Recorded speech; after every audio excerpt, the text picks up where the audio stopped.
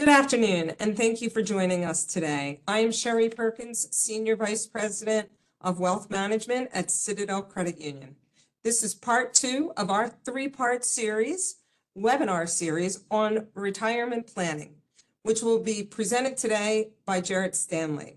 Here at Citadel, our advisors are available to meet with you in person at any one of our 24 branches or at our Wealth Management Center located in Westchester, Pennsylvania.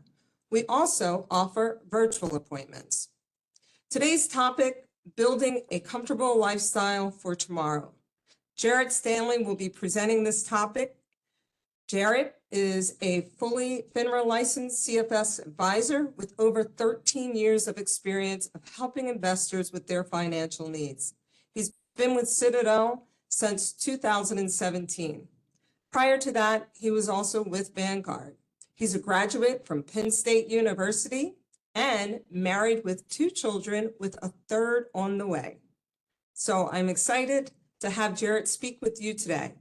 Before I turn it over to Jared, one of our housekeeping items is that we will have Scott Dagan, who will be assisting Jared with questions at the end. If you would like to submit a question at any point during the session, there's a chat box at the bottom of your screen where you can type your question and submit it. Additionally, at the end of the webinar, there's a survey that we would love for you to respond to and provide answers to. But in addition, there's also a form for you to be able to request a consultation and schedule a meeting one-on-one with any one of our advisors. So thank you again for joining us today.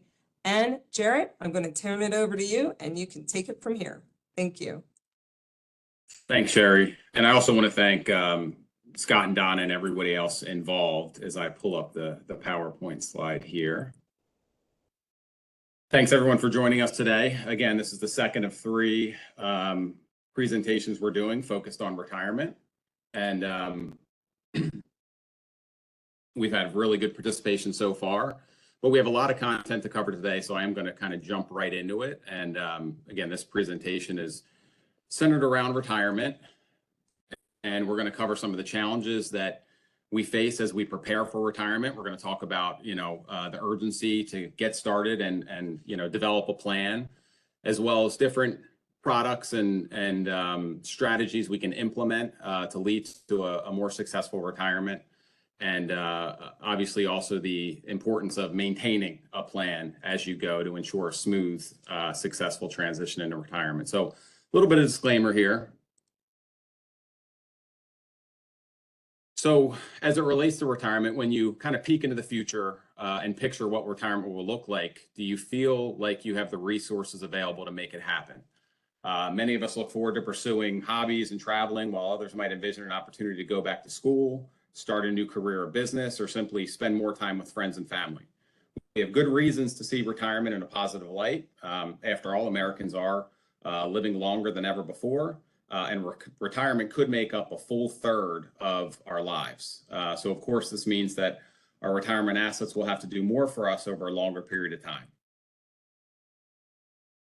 With so many financial challenges, bills, housing expenses, college savings if you have children, and just the basic costs of everyday life. I mean, we've experienced over the past 18 to 24 months record inflation, and everything that we're spending money on, just the household items have grown sharply, and we'll talk more about that here in a little bit as we kind of go through this. But how do we make savings for retirement a high priority when we might not be retiring for decades?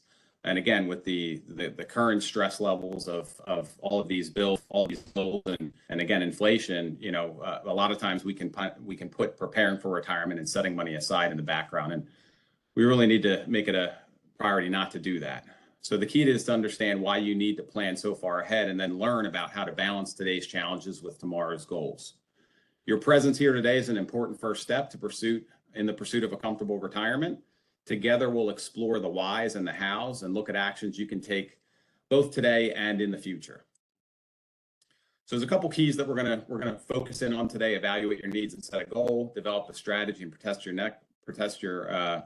nest egg. We're going to start with the step one here.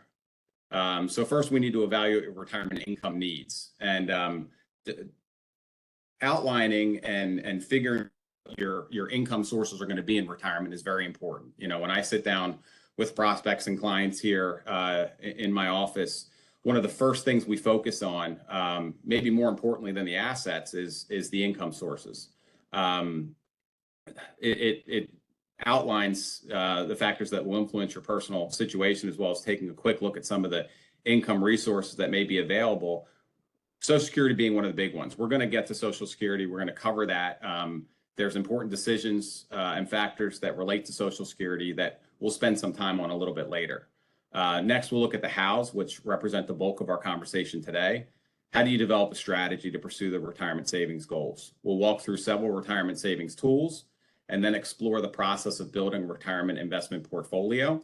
Finally, we'll spend a few brief moments on covering how to protect your nest egg from some of life's most serious financial risks, both before and during retirement. And let's discuss these key steps in greater detail in the next few slides. So many factors will significantly influence how much income you will need in retirement. These whys are some of the most important reasons why you need to make retirement planning a key financial goal throughout your lifetime. The reasons are the age when you plan to retire. You know, obviously, if we're looking to retire early, we've got to make sure that whatever we've accumulated can last, 10, 15, 20, 30 years in some cases. We also need to look at your healthcare needs and expenses, the effects of inflation, which I touched on a little bit earlier, and the type of retirement lifestyle you envision. And we'll talk more about that as well. So have you thought about the age when you'd like to retire? This is important, as I alluded to on the previous slide. If you retire earlier, you have a shorter amount of time to accumulate assets, and then those assets that you accumulate will need to last for a much longer period of time. Although you can retire at any time, many people target the age when you're eligible for Social Security and retirement benefits. You can claim Social Security as early as 62. But keep in mind that the longer you wait, up to age 70, the more you'll receive each month. We'll talk a little bit more in detail about that, as I alluded to earlier. Also, you're not eligible for health coverage until 65. So if you want to retire before then, you'll have to plan for private health insurance.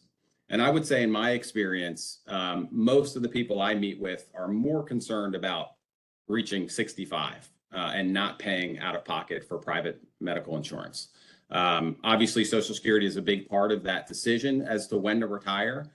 But in my day-to-day, what I see is that age 65 and older, or else you're going to pay quite a bit of money out of pocket to make sure you're covered from a healthcare point of view.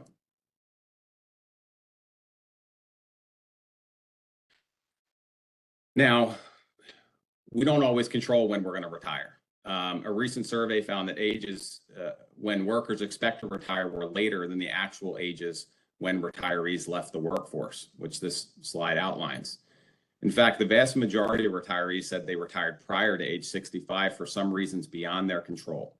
Consider the possibilities that you might be unable to continue working because of poor health or changes at your company, such as downsizing or workplace closures. This is an important reason, or this is a major reason why it's important to save for retirement throughout your life. You can never be sure what the future may bring, despite the best laid plans. We alluded to this a moment ago, the length of your retirement. With recent advances in technology and medicine, life expectancies are stretching considerably. As you can see, chances are good that you'll be spending a large portion of your life in retirement. In fact, the 65-year-old in average health is likely to live another 20 to 25 years. So as we set money aside for retirement, we need to keep in mind that, we could be in retirement for a pretty long time. Longevity is related to healthcare, which is our third factor to consider. This chart shows that in 3 out of the last 5 years, healthcare costs have increased at a faster rate than general inflation. Although inflation in general has been unusually high in recent years, healthcare cost increases could rise even faster in the future. Fewer employers are offering healthcare benefits to retirees, and many that do offer benefits are scaling back.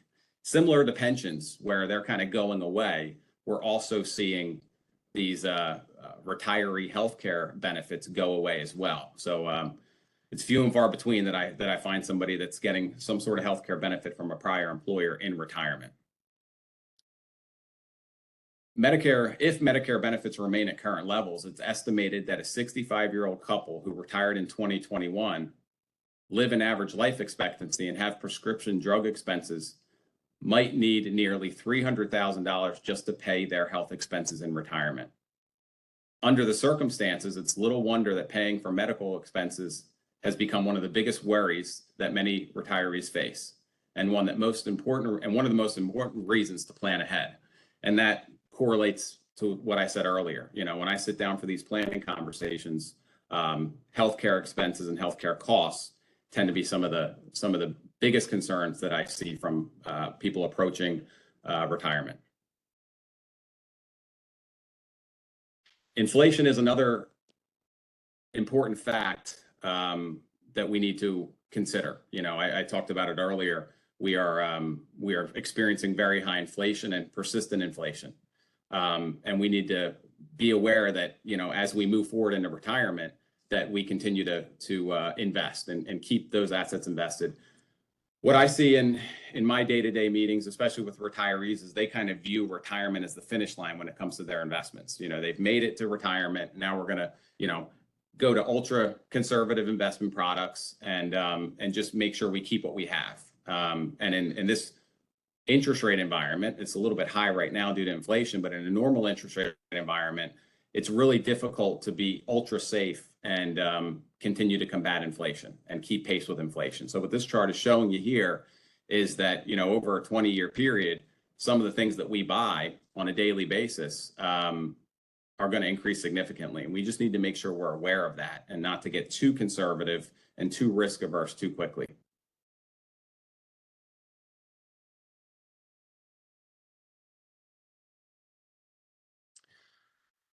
The last retirement income factor we'll consider is your lifestyle.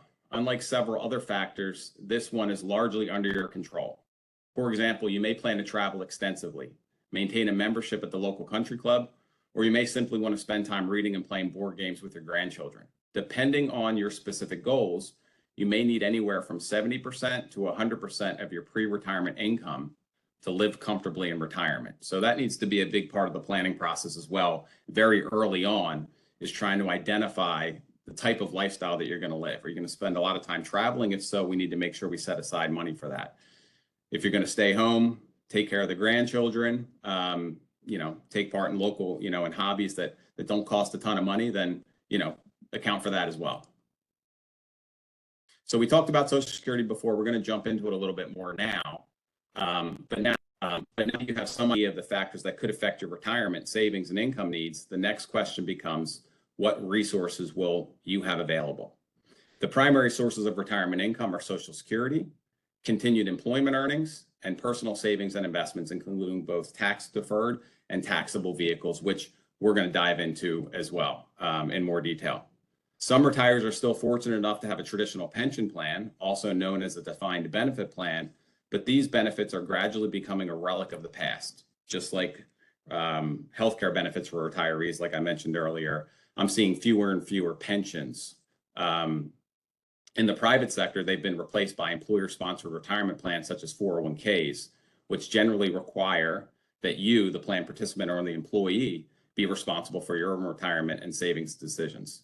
For that reason, because time is limited, we're not going to be spending too much time on pensions, really not any time at all. So if you're someone that's joined us today that does have a pension and has questions around how that plays a bigger part of your overall retirement planning needs and income sources in retirement, then it may be best to you know, schedule a one-on-one to talk about that on a more specific level.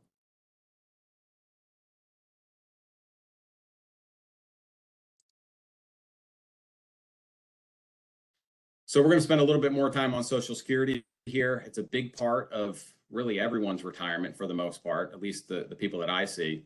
Social Security benefits are based on two factors: your highest 35 years of earnings in the workforce and your age when claiming benefits.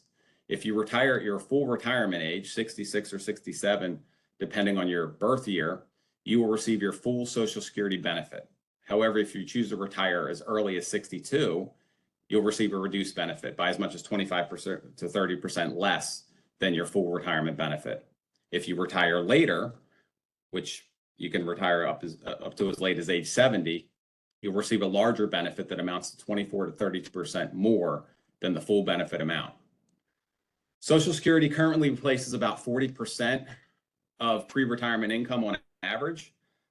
The higher your income, the smaller the percentage.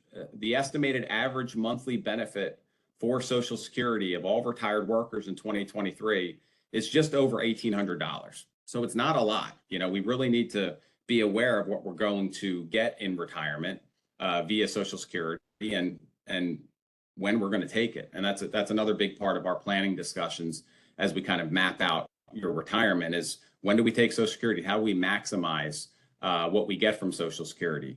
If there's two workers, you know, there's different strategies that you can look at to, again, maximize Social Security. Typically, the monthly benefit of Social Security increases annually to keep pace with rising costs of living. However, there have been years with no increases. Keep in mind that there are also increases to Medicare premiums. So there are years that I've experienced with the clients I work with where, you know, the Social Security increase corresponds with a Medicare increase, and you didn't really see an increase at all. So we need to be aware of that as well. Some of the recent big jumps we've seen because of inflation, they're not normal. Continued employment earnings can also help provide income during retirement. About 7 out of 10 workers in one survey said they plan to continue working for pay after they reach retirement age. However, consider that just 27% of current retirees said they have actually worked for pay in retirement. What I see a lot with what I do is, you know, generally speaking, employees will retire from their corporate life, if you will, or their stressful 40+ hour work weeks, but they'll still work in some capacity, whether that's because they have to for financial reasons, or whether that's really just to stay involved and engaged and keep the mind working. But I have seen more and more of that over the years than I have historically or when I first started. It's become a bigger piece of the retirement picture. So we're going to talk a little about personal savings and investments.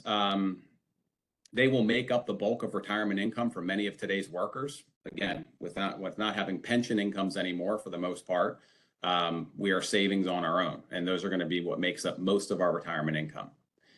People often choose to save for retirement using tax-deferred retirement savings vehicles, such as work-based retirement savings plans and IRAs. Annuities, which we'll touch on in a little bit, are an additional option to consider. And some investors supplement their tax-deferred savings and investments by investing in stocks, bonds, and cash alternatives, mutual funds, and exchange-traded funds, or ETFs. And we'll discuss each of these options in a bit more detail as we continue through this presentation. We're going to look at the value of tax deferral. Generally, deferring current taxes can help you save money.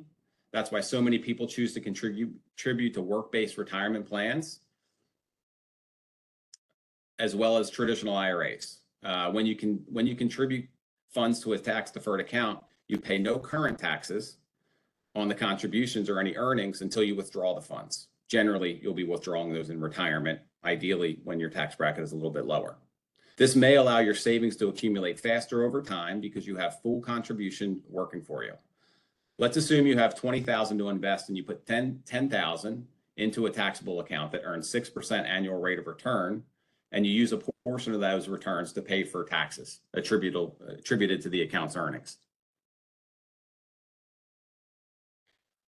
You put the other $10,000 in a tax-deferred account, such as a 401k or traditional IRA that also earns 6% annually. Assuming a 24% tax rate, in 30 years, your taxable account would be worth about $29,000, while your tax-deferred account will be worth around $57,000. That's a difference of almost $30,000. Even if the funds invested in the tax-deferred account are subject to federal income tax upon withdrawal, as they would be if you made those contributions with pre-tax money in a 401k plan, you would still come out ahead. This is even true if you took the entire amount out in a lump sum distribution after 30 years and paid tax on the full amount. At a 24% tax rate, you'd end up with a little over $43,000. Of course, most individuals don't take a lump sum withdrawal in retirement from their tax-deferred vehicles. They typically tend to take a little bit each year to supplement their other income sources and cover their expenses. And that allows them to spread that tax liability over multiple years, hopefully resulting in a lower tax bracket than 24%.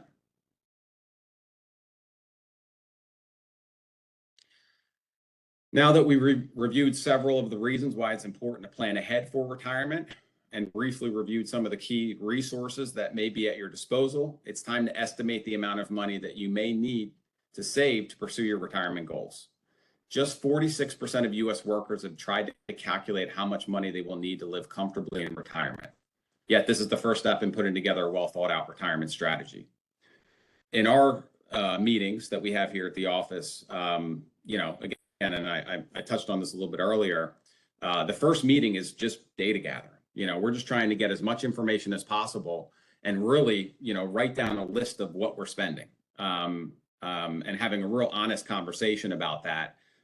So we can identify, what tends to be larger than originally anticipate, that miscellaneous bucket of spending. But really sitting down and going through and writing down all of your expenses, your debts, getting an idea of your income source as well, of your assets, that's a big part of our first meeting here. And it really helps set the foundation of where we're going to go from a planning point of view.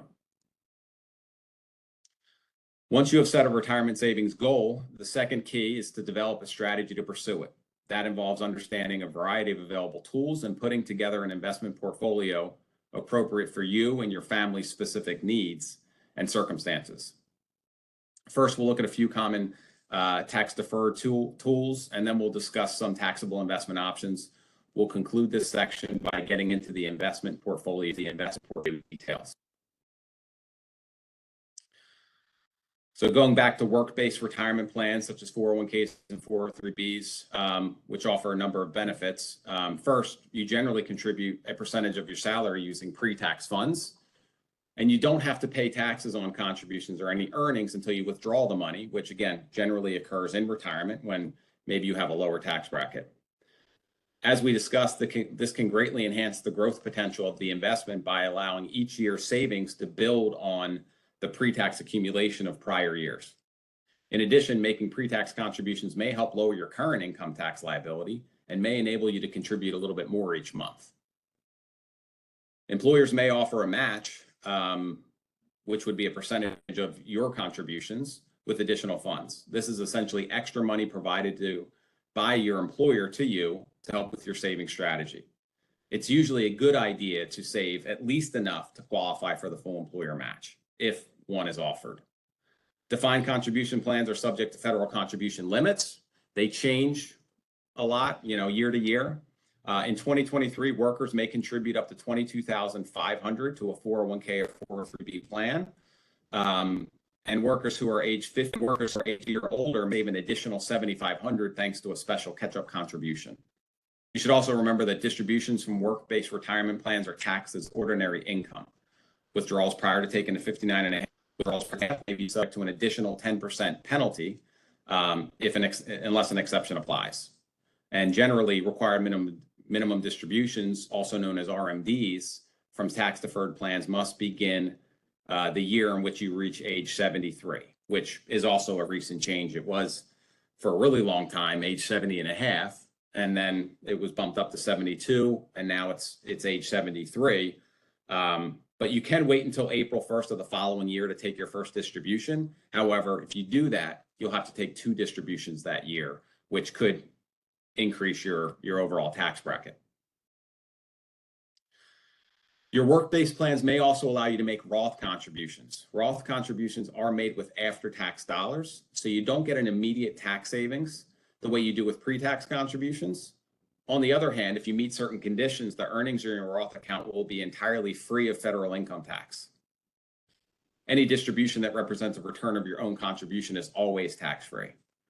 The limits for Roth 401k contributions are the same as the limits for pre-tax. Again, $22,500. or $30,000 if you're age 50 or older. But the annual limits apply to your total pre-tax and after-tax contributions. For example, you can choose to contribute a total of $12,500 of Roth contributions and an additional $10,000 of pre-tax contributions, or you can split those contributions any way you wish. So you don't have to have just make all your contributions pre-tax or post-tax, which would be Roth. You can kind of mix and match based on your saving strategy. In order for a distribution from your Roth account to be tax-free, you must satisfy a 5-year holding requirement and reach age 59 and a half or be disabled when you receive the payment. If you receive a non-qualified distribution, your payment will generally include your own contributions, which are non-taxable, and a prorated portion of earnings, which are subject to income tax, and a potential 10% early distribution penalty if you are under age 59 and a half.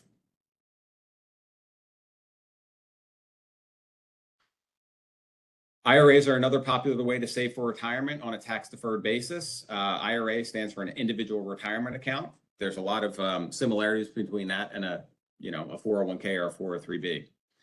There are two main types of IRAs, similar to the prior slide we just covered. There's traditional and Roth, pre-tax or after-tax. Anyone who has earned income from a job can contribute to either type of IRA. A traditional IRA offers a number of distinct benefits. Contributions are generally tax deductible, which kind of convert those into pre-tax contributions. And contributions are generally deductible unless you participate in a work-based retirement plan and your income exceeds certain limits. Your contributions and any earnings accumulate tax deferred, so no current taxes are due until you make withdrawals, which again generally occur within retirement when you're in a lower bracket. IRAs may offer a broader range of investment options than a work-based retirement plan. However, IRAs are subject to lower federal contribution limits, so we're not able to put as much in them as we can our employer-sponsored plans. In 2023, you were able to contribute a total of $6,500, or an additional $1,000 for a total of $7,500 if you were 50 or older. As is with work-based retirement plans, you generally must begin taking required minimum distributions from a traditional IRA each year once you reach age 73. And remember that distributions from traditional IRAs are taxed as ordinary income, and if withdrawals are taken prior to 59 and a half, you could be subject to an additional 10% early distribution penalty. Roth IRAs has become an attractive account in recent years, and this is a type of account that I get asked about more and more. They're relatively new compared to traditional IRAs. They have a lot of good benefits, but you really need to pay attention to where you are, your income level, to determine if the Roth IRA is right for you. It is not necessarily better than a traditional IRA. There's just different ways you can take advantage of it to maximize the benefits. It differs from a traditional IRA in that contributions are made with after-tax dollars, as well as assets converted from traditional IRAs and work-based retirement plans, and qualified Roth distributions are free of federal income tax. Any earnings accumulate tax deferred. Having a tax-free source of income could be beneficial in retirement because distributions aren't included in your taxable income and thus don't have the effect and don't affect the taxability of your Social Security benefits. If you are the original owner of a Roth IRA, you never have to take required minimum distributions. That's one of the benefits of after-tax or Roth accounts, is that you're not forced to take that RMD payment when maybe you don't need it.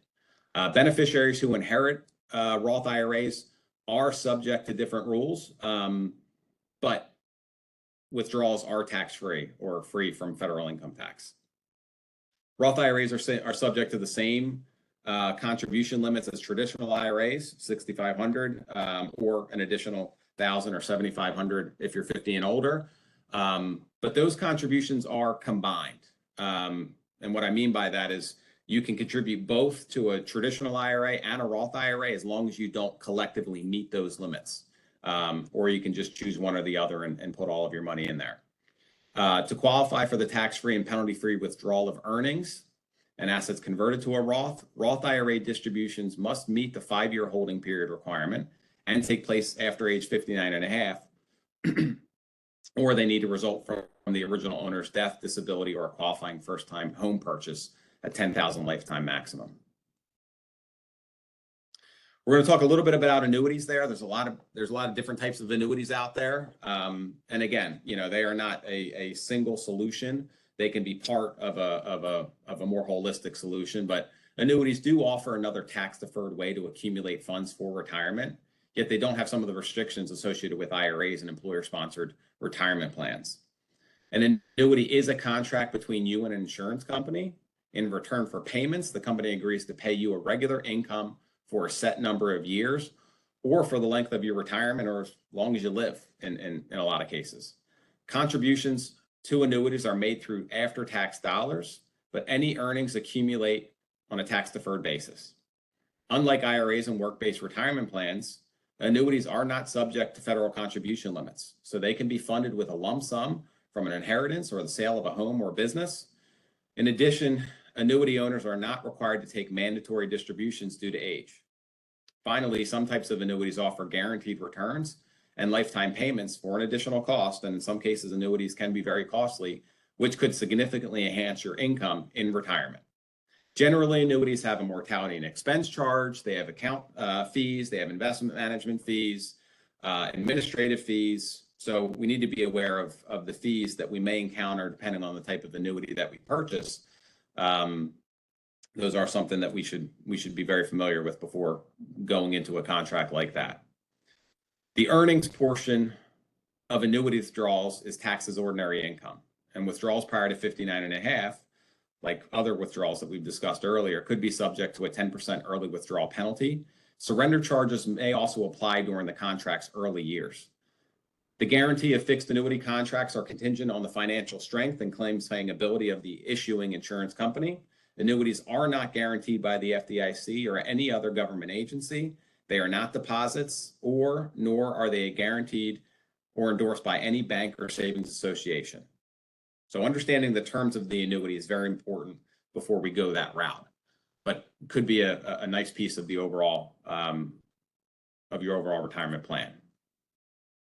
There's a lot of different types of annuities: fixed, variable, and index. I'm gonna briefly touch on three of those, or all three of these, in the next few slides. Fixed annuities offer a guaranteed rate of return. So your investment pays a set yield no matter how the market performs. Fixed annuities may be set up to pay you guaranteed income for a certain number of years or for the entire length of your retirement. Annuities can be very complicated. Fixed annuities are pretty basic. They typically don't have fees, and if they do, they're very low. And there's a lot of parallels between CDs, but again, they aren't guaranteed or by the FDIC or anything like that. So we do need to be careful of the company that we choose to engage with when going with an annuity. Variable annuities, you can invest in a variety of investment options, often called sub-accounts, whose value may fluctuate with market conditions. The investment objectives of the sub-accounts can range from conservative to aggressive, and variable annuities may outperform a fixed annuity, but there are no guarantees. If the market experiences hard times, investors may run the risk of losing accumulated interest or even potentially their original principal. You could think of the sub-accounts like different mutual funds or exchange traded funds that are subject to the same volatility that we see in our traditional investment accounts or employer-sponsored plans. Index annuities, the third one we'll talk about, sometimes referred to as equity indexed annuities, and they're designed to combine the benefits of the fixed and variable annuities by offering guaranteed protection of principal with the potential for additional gains. The performance of an indexed annuity is typically tied to a market index, such as the S&P 500 or the NASDAQ. So when the index rises, so does the return of the annuity. But if the index tumbles, typically the worst that you can do is earn no interest during that period of time. Or maybe the annuity has a guaranteed minimum that would be credited to the account in a year in which the investment performed poorly. This minimum guarantee is contingent upon the holding the indexed annuity until the end of the term. Thus, indexed annuities allow investors to pursue stock market gains while still protecting the principal.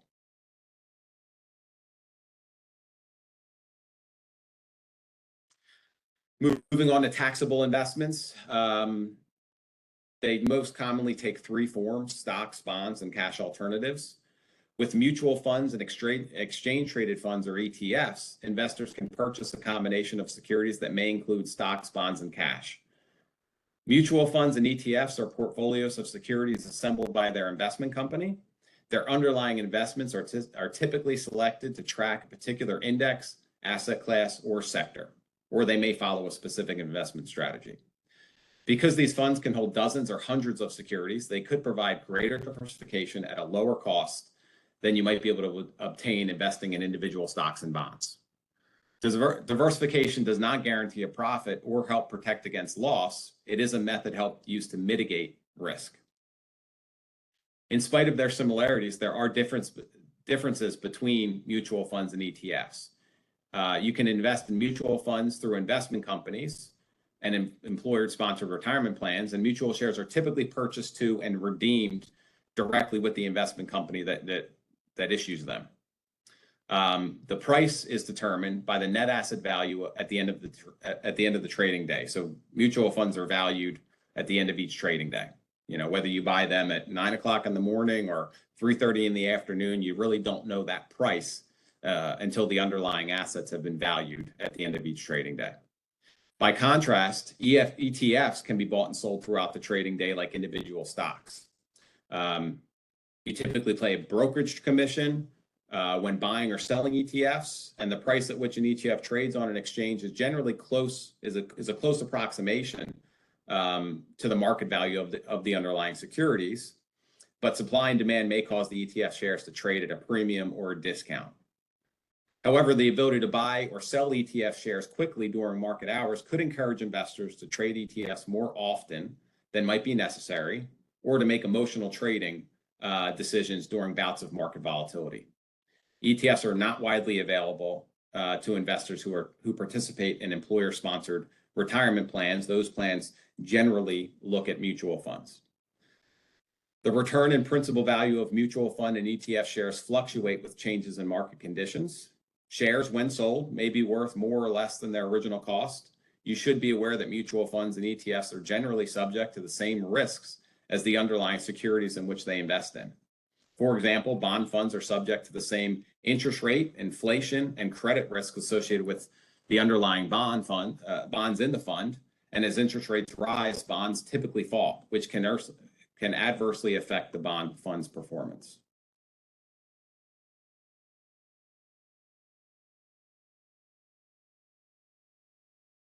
There are three fundamental principles we're going to touch on moving forward here, starting with diversification, asset allocation, and dollar cost averaging. All of these are important factors to consider. Diversification and asset allocation are very important foundations when beginning an investment portfolio. We want to make sure we're not taking on too much risk. Diversification involves investing in different investment vehicles to try and limit exposure to losses in any one sector of the market. You know, don't have all your eggs in one basket. It's really that simple. Different types of investments may react to changing market conditions in different ways. For example, an unfavorable news story may push stock prices lower while bond values rise, or vice versa. When you divide your money among various asset classes and investment vehicles, gains in one area can help compensate for losses in another, thus limiting the risk of loss. Diversification is a method used to help manage investment risk. It does not guarantee a profit or protect against investment losses. Here's a quick hypothetical example of how diversification can work based on two $200,000 portfolios. In the column to the left, the single investment portfolio, if that were to grow at a hypothetical 6% average annual rate of return, the account could be worth almost $860,000 after 25 years. That's not bad. However, the diversified account, which was divided into 5 equal parts, would have grown at various rates of return during the same period. As you can see, some of the investments did very well. Some performed at 10%, some performed at 8%, some also performed at 6%, but one investment didn't grow at all, and the other investment resulted in a total loss. Overall, even though each individual investment performed differently, the diversified portfolio earned considerably more. After 25 years, it was worth nearly $920,000, or about 60,000 more than the single investment portfolio. The diversified portfolio was able to take advantage of investment opportunities that provided a greater potential return because it wasn't relying on a single investment to meet its goals. And in this way, it was able to reduce the total risk.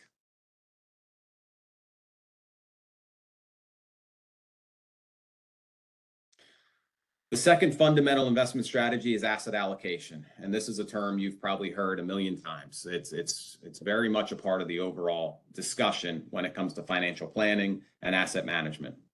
What it is it's a systematic approach to diversification that determines an efficient mix of assets for a given investor based on his or her individual needs.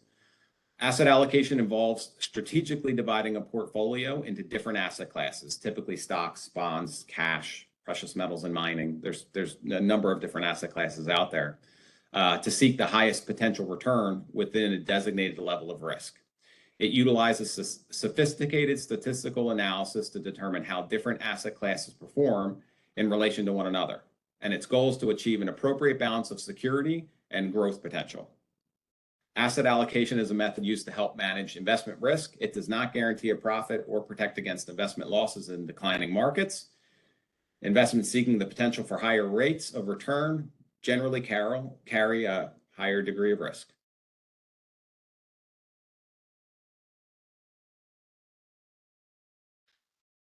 Three primary factors contribute to your specific asset allocation strategy: your goals, your time horizon, and your risk tolerance. Those are the three factors that all play a part in developing what that mix is. We've already discussed the importance of goal setting, so let's move on to time horizon. The amount of time you have before you can retire can have a tremendous impact on the investment categories you choose for your portfolio. The longer your time horizon is, the more stock exposure you'll generally have. The shorter that time horizon is, we'll want to adjust for that and have less stock exposure. And we'll look at a few examples here of different types of asset allocation models and who it might be appropriate for. So here's a conservative asset allocation model. This might be appropriate for a conservative investor that has a time frame of about 20 years. His primary concern is to manage the upward and downward swings in his portfolio, and he needs an appropriate mix of investment categories for such a time frame.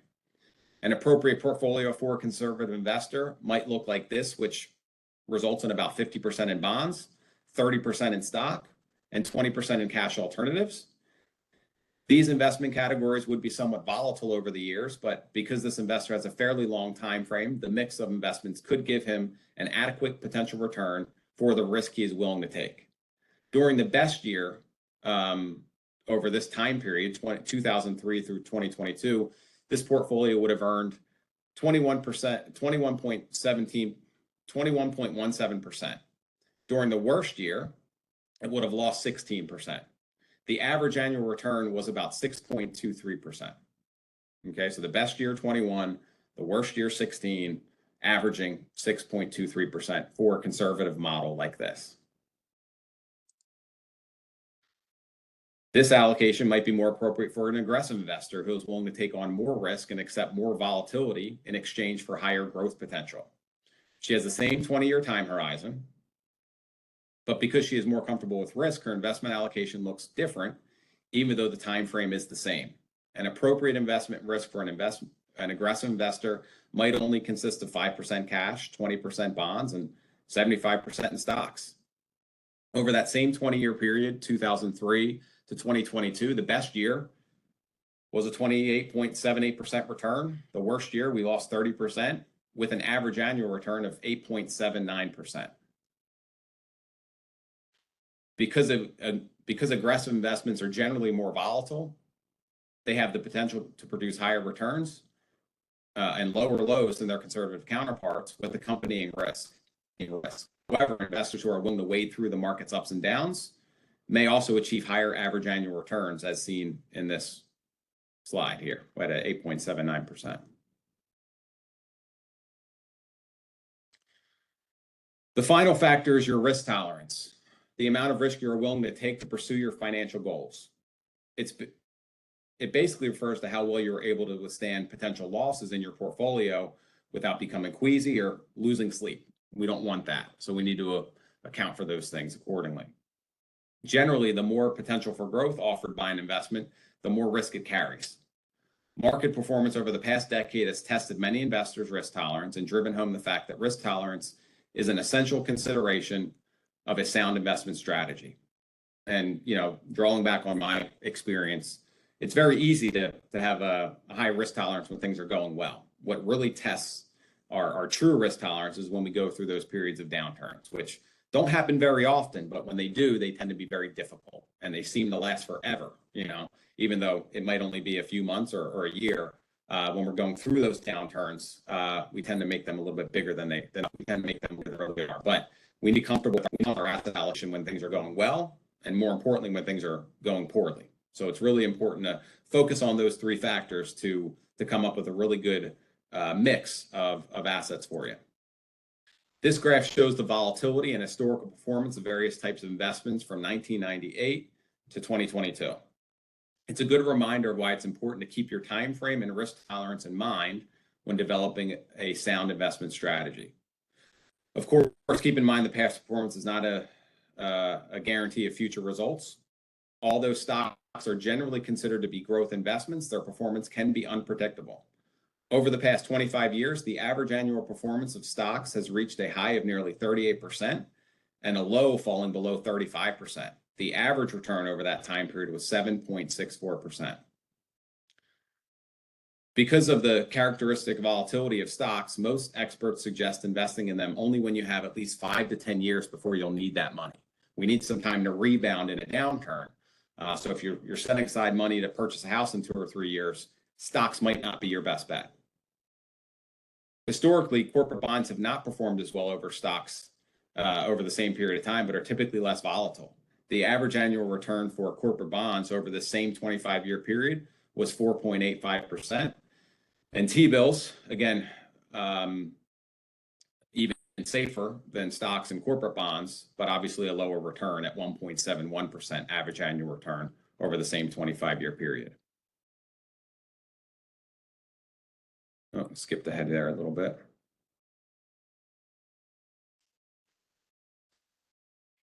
Dollar cost averaging, the third fundamental investment strategy. A lot of us are doing dollar cost averaging right now, especially if we're participating in employer plans. What that is it involves investing a set amount of money at regular intervals and on an ongoing basis. And how it works is an individual invests a specific amount of money in the stock market at regular intervals, let's say $100 each month. This is essentially what investors do when they automatically contribute a set amount to their salary to their retirement savings plan. The set amount invested, in this case $100, buys more shares when prices are low and fewer shares when prices are high, resulting in an overall lower average cost per share. And there's a table, I believe, next that kind of outlines this. So in this hypothetical example, an investor uses dollar cost averaging to invest $100 per month in a mutual fund with fluctuating share prices. At the end of the 5 months, she has 107.5 shares. As you can see, the average price per share during the period was $5.20. But because the investor purchased more shares when prices were lower, she paid an average of $4.65 per share. Dollar cost averaging can help you take advantage of stock market fluctuations without the stress and risk of trying to time the market. It can be an effective way to steadily accumulate shares to help meet long-term goals. Although dollar cost averaging be a useful strategy, it does not ensure profit or prevent a loss.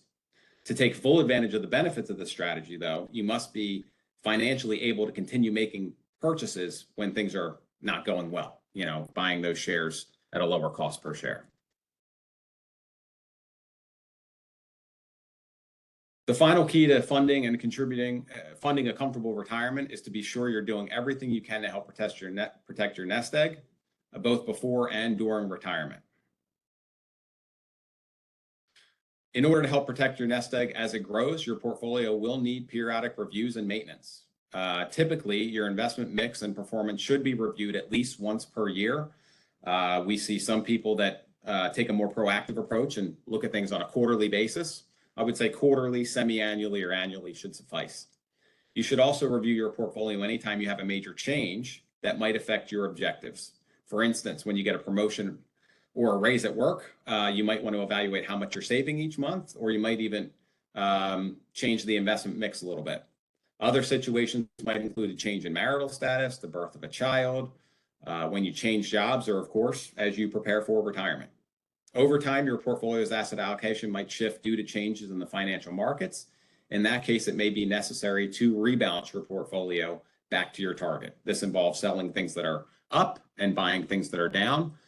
In 401ks and IRAs, it's typically a pretty easy thing to do without any repercussions. But if you do have a taxable account, you want to be aware when you rebalance that it might result in a taxable event. Finally, we're going to touch a little bit on insurance. Insurance products are designed to help protect you from unexpected financial risk, both before and during retirement. Specifically, I'm referring to life insurance and long-term care insurance. Most people purchase life insurance to provide financially for their loved ones in the event of death, to cover funeral expenses, settle debts, pay for a child's education, or pay off a mortgage, or replace a breadwinner's income. Whole life insurance can be accessed during the policy owner's lifetime to fund unexpected expenses. Whole life insurance accumulates cash value that may be borrowed against or withdrawn to pay emergency expenses or to provide additional income in retirement. Life insurance can be used to help protect a business in the event that an owner dies unexpectedly. The benefit may be used to help fund a buy-sell agreement, or it can be used to provide income for the surviving family. Finally, life insurance can also be a powerful estate preservation tool. It can provide heirs with funds to help pay estate taxes and fees so they don't have to liquidate assets. As with most financial decisions, there are expenses associated with the purchase of life insurance. Policies commonly have mortality and expense charges. In addition, if a policy is surrendered prematurely, there may be surrender charges and income tax implications. The cost and availability of life insurance depends on such factors such as age and health and the type of an amount being purchased. For whole life policies, access to cash value is through withdrawals or loans, and policy loans will reduce the cash value by the amount of any outstanding loan balance plus interest.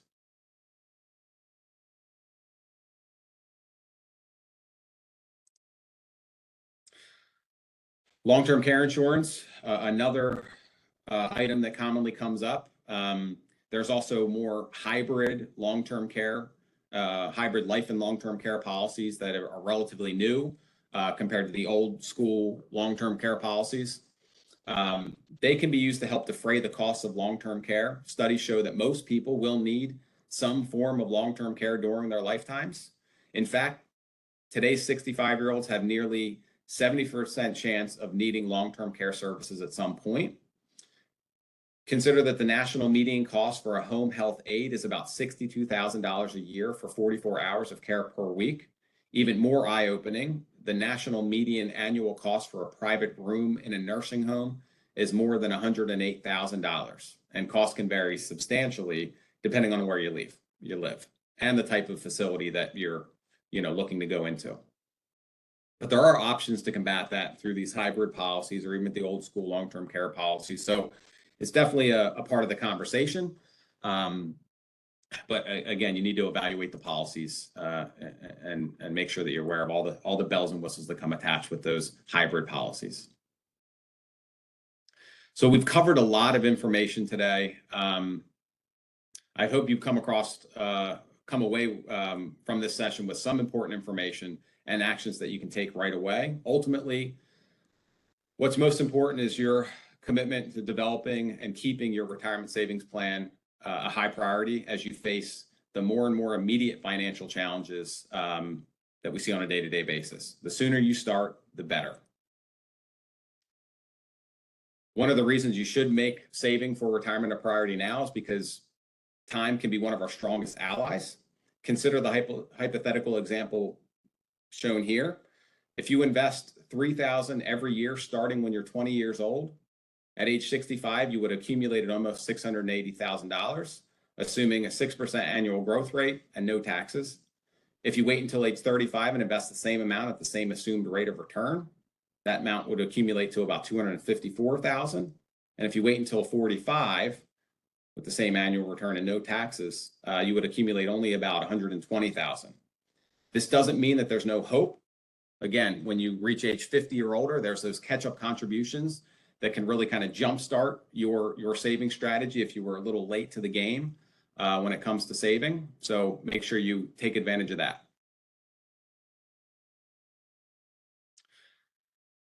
Now that you've made a commitment to your future self by attending today's webinar, there are several ways that you can proceed. You can do this and execute it yourself. You know, there's been a lot of information. There's a lot of tools online. There's a lot of articles out there. You could do a lot of this yourself, or you could choose to work with others, whether if it's on a one-off basis, or if you decide to partner with someone moving forward to help you talk through these strategies and execute them in your own portfolio. But one thing that we can't do is continue to procrastinate. You know, so whether, again, you're going to do it yourself or work with somebody else, you know, taking what you've learned today and applying it moving forward is going to put you in a better position overall. So that really concludes today's presentation. Obviously, we're going to have some Q&A here. But again, I would think the biggest part of the biggest takeaway I would take from today is just, you know, getting started early and often, and really having honest conversations as you engage in the planning process about what you want retirement to look like, and how much that lifestyle is going to cost. You know, all too often I find that when we sit down in the planning process early on, you know, and we start to cover expenses, you know, investors are able to rattle off their cable bill, their mortgage payment, their car payment, you know, some of the regularly scheduled bills. And what we often overlook is that miscellaneous bucket, you know, and really just, again, you know, combing through your expenses and really getting a good picture of what you do spend is going to help us better address that through the various income sources that you'll have, as well as the investments that you're working to contribute or accumulate during your working years. So at this point, again, I want to thank everyone again for joining us. And I imagine we have a few questions, and Scott is going to get back on the webinar here and kind of read out those questions, and I'll do as best I can to answer them. Thank you very much, Jared. So before we get into some of the questions we've received, I'll just remind everyone you can use the Q&A box on your webinar to ask some questions, and we will get to them. And also, after you leave the webinar, you will get a survey to let us know how we did. And after you submit that survey, you'll be able to fill out a consultation form if you would like to meet and get a consultation with one of our advisors. So the first question we have here, if you take money out of your 401k at 59.5, do you have to pay taxes? I am 55 and want to retire early, but want to use my 401k as a backup. I do plan to do some kind of work until I can get Social Security. Yeah, so that's a good question. So just to reiterate, so we've got a 401k. We're looking to take withdrawals prior to 59.5. You will owe taxes on that, assuming that 401k was funded with pre-tax money, which most are.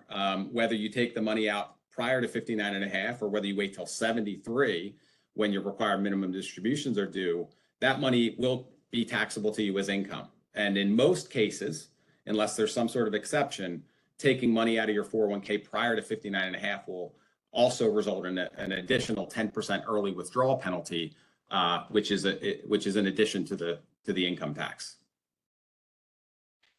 All right, another question here. Is there one that you would recommend for personal investment outside of employment? I was considering a mutual fund until you mentioned the Roth IRA. Well, the Roth IRA is an account type. A mutual fund is something that you can buy within the Roth IRA. So the Roth IRA is an account type. The traditional IRA is account type. Mutual funds or exchange traded funds or stocks and bonds are products that you can purchase within those accounts. So it's not quite an apples to apples comparison. Mutual funds are great for investors that are starting out with smaller dollar amounts, because you can you can buy one mutual fund or ETF mutual fund for that matter, and have exposure to hundreds, if not thousands, of underlying securities. So you're able to kind of get that diversification, starting out with a fairly small amount. I hope that answers your questions. Again, it's not, a Roth IRA is not comparable to a mutual fund, but Roth IRAs are a great way to save for retirement. And what you can do is you can buy mutual funds within that Roth IRA to hopefully lead to good returns moving forward.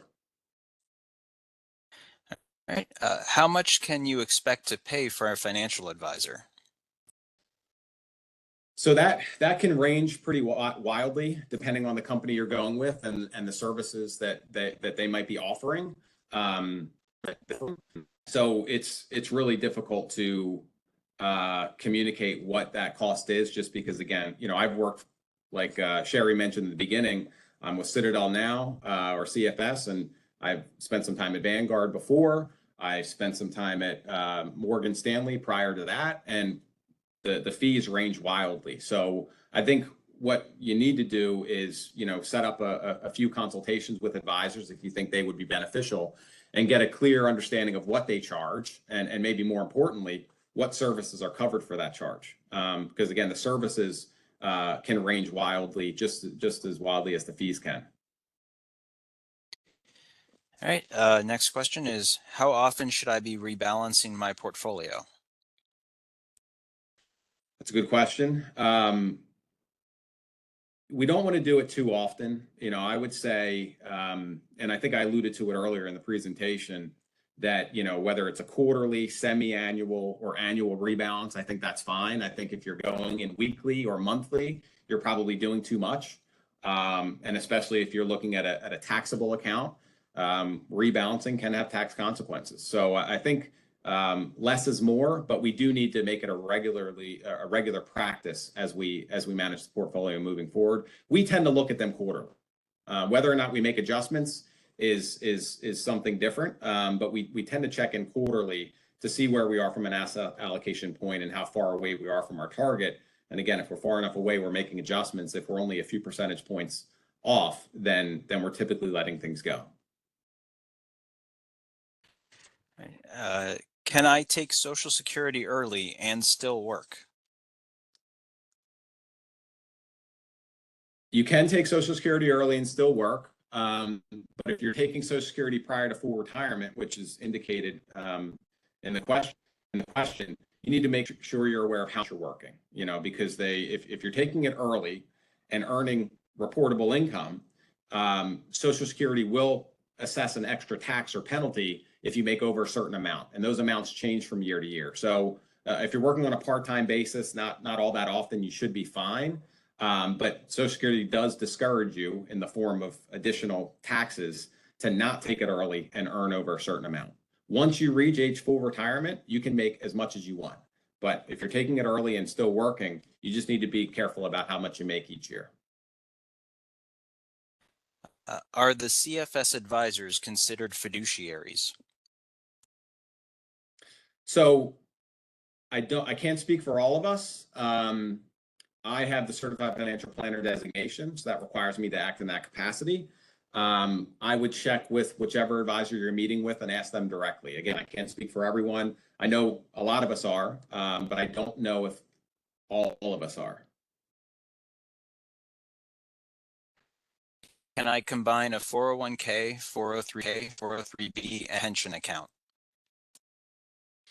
Assuming they're all funded with pre-tax money, yes. Yeah, you can combine that. So, if you work in the private sector and had a 401k, and then you changed jobs and you were in the education or healthcare field and had a 403b, and somewhere along the line you accumulated a pension and you're doing a lump sum rollover, assuming all that money was funded with pre-tax dollars, you can combine that into one rollover IRA, which can simplify your retirement, especially when it comes to managing it, rebalancing it, and implementing and maintaining specific asset allocation. It's a little bit easier to do in one IRA as opposed to 3 different investment vehicles. Do the CFS advisors offer advice on when to start Social Security if under full retirement age? Sure. Yeah. Social Security is a big part of our conversation. As I mentioned earlier in the Social Security slide, I think it makes up for 40% of your income in retirement on average. So that's a big part of our conversation. And we have different software and modeling software that we utilize to kind of help you maximize it in terms of when to file, and if you're married, when your spouse should file. So yes, that's a big part of our conversation. If you take your Social Security at full retirement age but continue to work full time, is that also subject to tax penalties? You're taking Social Security at full retirement age in the eyes of Social Security, and you're working full time. There's no problem with that. No, what Social Security is trying to do is reduce people claiming it early and still working full time. You know, they're giving you access to it, to your Social Security as early as 62 at a lower rate, but they really want to discourage that. You know, so if you're waiting till full retirement to start your benefits and you're working full time, there's no issues with that. How are CFS advisors compensated? So it depends on what we're doing. You know, it really depends on what we're doing for the member. Again, there's a different range of services. Generally speaking, and I'll say my book of business, the people that I work with, most of the fees that I see are from asset under management fees. We'll charge a percentage of the assets that we're managing annually, and that fee goes to CFS, and then CFS sends some of that to Citadel. Right. Should gold and silver be a part of my overall asset allocation? I would say sure. Yeah, I mean, if they're separate asset classes, I would say maybe gold more than silver. If you look at, gold doesn't correlate really well with the other asset classes as much as maybe silver does. We have it in our portfolios, but we don't have a lot of it. And I will say we don't buy gold and silver directly. You know, we're not holding gold and silver in a vault somewhere. We're typically getting that exposure to that asset class through companies that deal in precious metals and mining. There are some ETFs out there that have a focus on gold and or silver. So yeah, we'll use that in the portfolio. I think it should be a part of your overall asset allocation, but just like any asset class, I would caution on how much you have in it. Is 1% reasonable fee for 1 million assets under management? And again, that's going to vary from advisor to advisor and company to company, but I would say that seems reasonable. You know, I would imagine that there will be certain places you can go and maybe get a little bit lower, and certain places you'd go and it'd be a little bit higher. But I would say on average, that seems relatively normal. All right, and that was the last question that we had. So thank you very much, Jared, for your presentation. Thank you everyone for attending. Like I said before, as you leave, there will be a post-webinar survey to pop up. Please answer to let us know how we did. And after you submit that survey, you'll be given the option to fill out our form for free or for a consultation with one of our financial advisors. So please fill that out. We'll get the information and we'll reach out to you. Thank you.